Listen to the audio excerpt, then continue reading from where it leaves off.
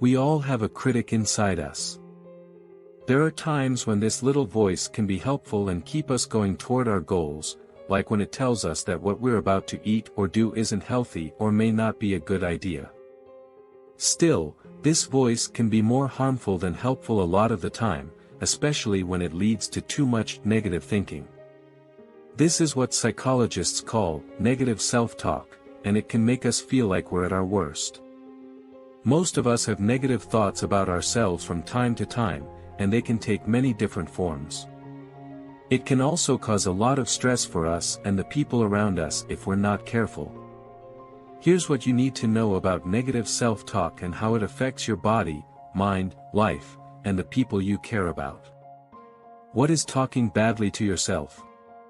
There are many ways to talk badly to yourself. It can sound reasonable, "I'm not good at this, so I shouldn't try it for my own safety," or just plain mean, "I can never do anything right." It might seem like a reasonable way to look at a situation. "On this test, I got a C. I guess I'm not good at math," to a fear-based fantasy, "I'll never be able to go to a good college." Your inner critic may talk to you in a way that reminds you of a harsh parent or friend from your past. It can go down the path of common cognitive distortions, like making things worse than they are or blaming other people. Negative self-talk is basically any inner conversation you have with yourself that might be stopping you from believing in yourself and your own abilities and from reaching your full potential. It is any thought that makes you doubt yourself or your ability to make positive changes in your life. So, talking badly to yourself can not only be stressful, but it can also really hold you back. How to stop talking bad to yourself? There are many ways to cut down on how much you talk to yourself every day. People respond better to different strategies, so try out a few and see which ones work best for you. Try to get your critic. Learn to recognize when you're being hard on yourself so you can stop.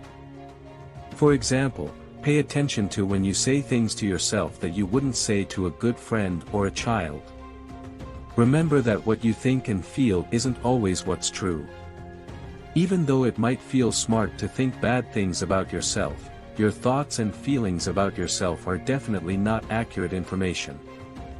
Like everyone else, your thoughts can be skewed by your biases and how you feel. Call your inner critic something else. Debbie Downer was once a character on Saturday Night Live. She always looked for the bad in things.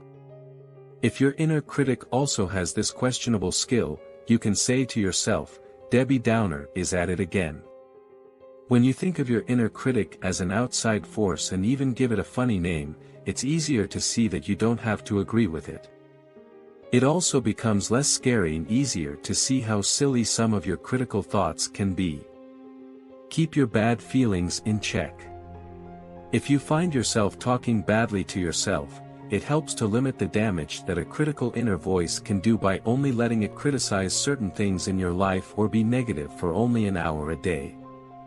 This limits how much bad can come from what's happening. That's all for today. I hope you liked the video. Don't forget to subscribe to the channel, and I'll see you next time.